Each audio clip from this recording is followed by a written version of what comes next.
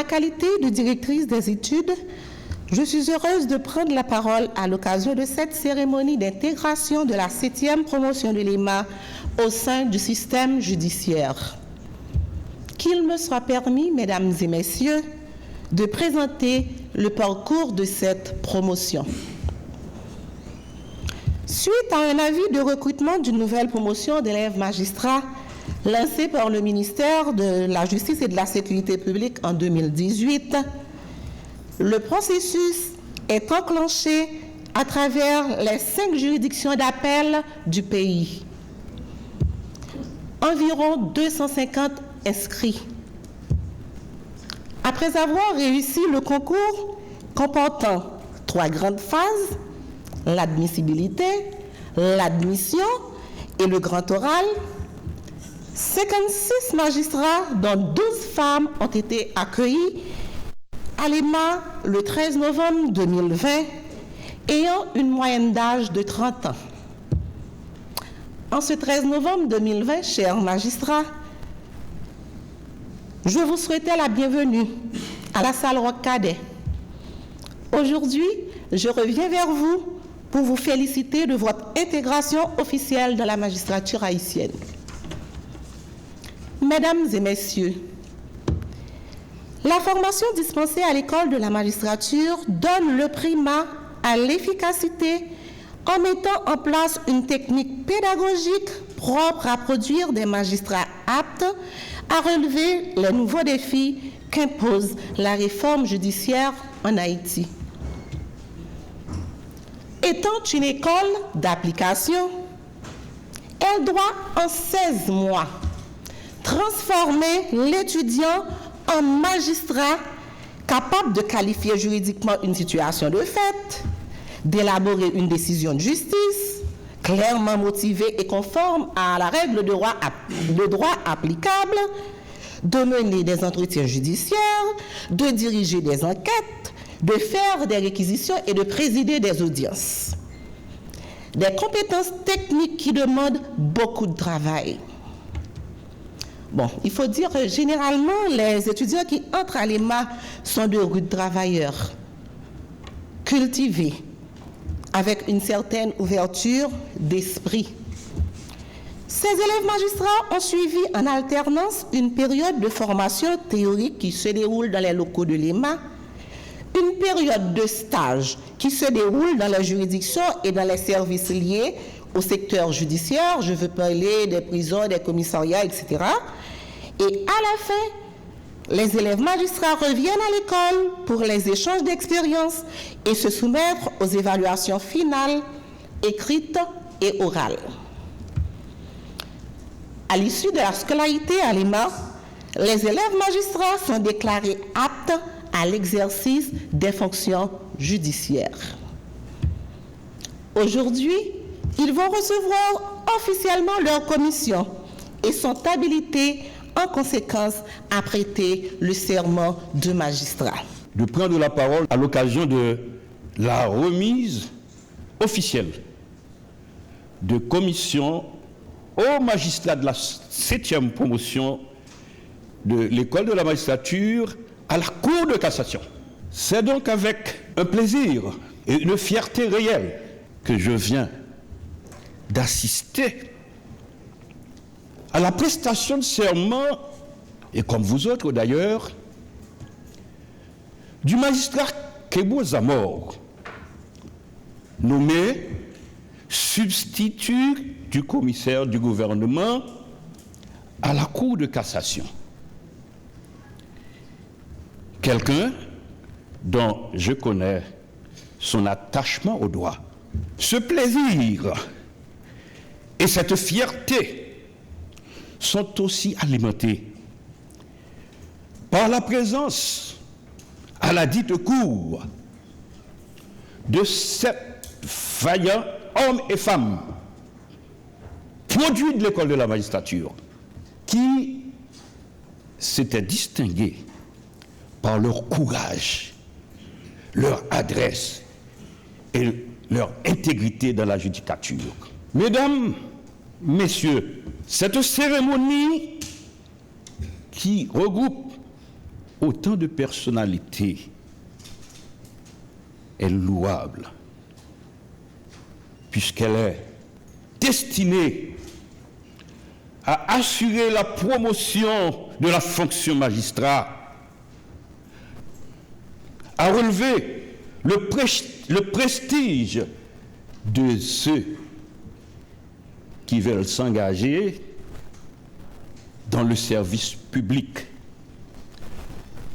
en consacrant une partie de leur vie à rendre la justice à qui justice est due. Le chemin a été un peu long et difficile.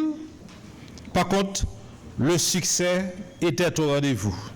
À partir d'aujourd'hui, vous êtes devenus des collègues magistrats à part entière. Encore une fois, toutes mes félicitations. Mesdames, Messieurs, il est indéniable que l'année judiciaire 2022-2023 a été une année très difficile, tant pour les justiciables que pour les acteurs du système. Ces difficultés s'expliquent par le phénomène de l'insécurité, les menaces contre certains agents du système, le manque de ressources humaines et matérielles, l'impunité, la corruption, la criminalité, le manque de confiance des justiciables dans notre système judiciaire, etc. Nous profitons de cette occasion pour saluer la mémoire de certains auteurs et professionnels du droit, tombés sous les balles assassines des sans-foi ni loi. Les cas de maître André Chaléus, membre du barreau de Port-au-Prince, maître Pierre-Jacques Philomé-Amboise, du barreau de Cap-Haïtien, maître Yvon Piram, du barreau d'Aquin, maître Aspil Magloire, du barreau de Mibalais, en sont révélateurs. En cette occasion solennelle, nous ne pouvons nous empêcher de penser au magistrat Eddy Daran, de la Cour d'appel de Port-au-Prince, qui a succombé des suites d'un accident cardiovasculaire le 24 février dernier. Aucun mot ne peut décrire la douleur de nos auxiliaires, nos courageux policiers qui font de leur possible pour nous permettre de rendre la justice et de vaquer à nos occupations quotidiennes. En l'espace d'un an, soit de juin 2022 à juin 2023, des bandits armés ont assassiné plus d'une soixantaine d'agents de la PNH. Nous tenons aussi à leur rendre un témoignage appuyé. Mesdames, Messieurs, en dépit de ce sombre tableau, nos magistrats de la Cour de cassation, des 5 cours d'appel, des 18 tribunaux de première instance et de nos 180 tribunaux de paix pour la majorité, ont tout mis en œuvre, ne reculant devant aucun obstacle pour rendre la justice aux justiciables, sans compromettre l'indépendance, l'impartialité, l'intégrité, la convenance, la compétence et la diligence que requiert le métier de magistrat. À tous ces courageux et valeureux collègues, je présente mes plus vives félicitations. Le CSPJ en prend acte et s'engage dans la mesure du possible à les mettre dans de meilleures conditions de travail pour des résultats encore plus satisfaisants l'année à venir. Mesdames, Messieurs, aussi difficile que fut le contexte de cette année judiciaire, comme nous venons de le signaler, un travail plus ou moins satisfaisant a été accompli tant au niveau de l'administration centrale qu'en celui des juridictions. Et je m'en voudrais de ne pas partager avec vous quelques-unes de nos réalisations et des projets en cours de réalisation à court et moyen terme du côté de la Cour de cassation et du CSPJ. D'abord, au niveau de la Cour de cassation, qu'est-ce qui mérite d'être signalé, mesdames, messieurs? Numéro 1, il y a le fonctionnement à plein rendement des 2 sections de la Cour. L'installation le mardi 9 mars 2023 des 8 nouveaux juges nommés par le Premier ministre, le Dr Ariel Henry, a permis à la Cour de cassation de fonctionner désormais à plein rendement. À compter du 13 mars 2023, les 2 sections de la Cour ont commencé à évacuer des dossiers ordinaires et urgents, pour la plupart en état depuis plus de 5 ans. Pendant environ 4 mois, de mars à juillet 2023, grâce à la collaboration des autres acteurs du système, près de 150 arrêts en matière urgente et ordinaire ont été rendus par les 2 sections de la Cour. À noter qu'en section réunie, 6 arrêts ont été également prononcés. Numéro 2, comme réalisation, il y a la structuration de l'administration de la Cour.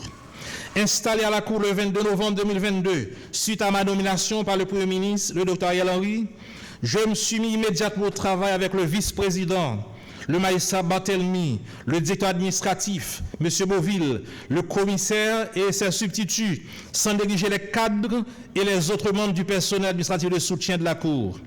Le travail n'a pas été facile, cependant, grâce à la collaboration de tous et de chacun, beaucoup de défis ont été relevés. Et environ 3 mois après, la Cour a pu recommencer à fonctionner de façon normale et régulière. Numéro 3, comme réalisation, autorisation et soutien financier au directeur administratif de la Cour à l'effet de participer à un séminaire de formation sur le management et la gestion financière devant se tenir cet été à Chicago, États-Unis d'Amérique.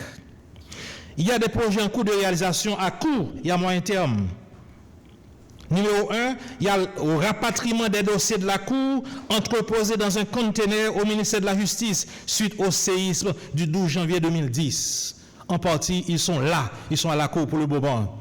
Ces dossiers qui étaient dans un conteneur au ministère de la Justice, en partie, ils sont là à la Cour. On les a rapatriés avec la collaboration de nos collaborateurs au niveau de la Cour de cassation. Numéro 2, projet en cours de réalisation, c'est le stockage de tous les arrêts de la Cour sur des supports informatiques à des fins de conservation et de consultation ultérieure. Numéro 3, audience spéciale de vacances.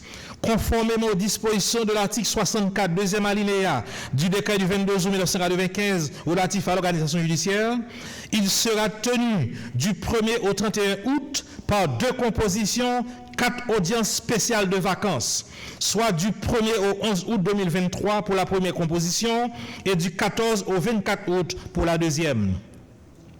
Nota bene, les audiences se tiendront les mercredis 2 et 9 août pour la première composition et les mercredis 16 et 23 août pour la deuxième. Seules des affaires urgentes et exceptionnellement quelques dossiers de récusation y seront évacués. Au besoin, 2 dernières audiences pourront se tenir les 30 et 31 août pour des prononcés d'arrêt. Maintenant, du côté du CSPJ, qu'est-ce qui mérite d'être signalé? Numéro 1, la certification de magistrats en janvier et juin 2023. Outre les dossiers des élèves magistrats qui viennent de recevoir leur commission, environ 100 de dossiers de magistrats en fonction ont été traités par la commission technique de certification et acheminés au conseil pour les suites nécessaires. Il y a eu 59 magistrats certifiés contre 32 non certifiés. Les certifiés sont gardés dans le système et les non certifiés, tout bonnement, sont exclus, malheureusement. La loi est due, comme on dit, mais c'est la loi. D'où Alex, c'est de l'ex. Numéro 2, comme réalisation, au niveau du CSPJ, c'est la structuration de l'administration centrale du CSPJ. Il y a lieu de rappeler que suite au décès du président Rodé Sylvestre, l'administration du CSPJ a connu des hauts et des bas. Puis après mon installation, la structuration de cette entité découpée en coordination, direction et services était devenue l'une de mes priorités. Et les résultats, malgré l'insécurité récurrente qui sévit dans la zone, ne sont pas moins satisfaisants. Troisième réalisation au niveau du CSPJ, remise en état de fonctionnement du tribunal spécial du travail par la nomination en mars dernier d'une présidente AI, en l'occurrence la magistrate Blondine Télisma. Numéro 4, nomination en février dernier d'un nouveau directeur, en l'occurrence Maître Octave Altès. S'il est là, je lui demande de se mettre debout, s'il vous plaît. Voilà, Maître Octave Altès. Un DIJ très dynamique. Merci Maître Octave, merci d'être là. Oui, nomination en février dernier d'un nouveau directeur, en l'occurrence Maître Octave Altès, à la direction de l'inspection judiciaire du CSPJ. Suite à cette nomination, de mars à juin, 2 tribunaux de première instance, Port-au-Prince et Croix-des-Bouquets, et 7 tribunaux de paix, Pétionville, Fond-des-Nègres, Petit-Trou-de-Nip, Petite-Rivière-de-Nip, Saint-Marc, Montrouge-en-Savo ont reçu des visites d'inspection. Des recommandations irrelatives ont été faites. De plus, 31 dossiers de plainte ont été traités.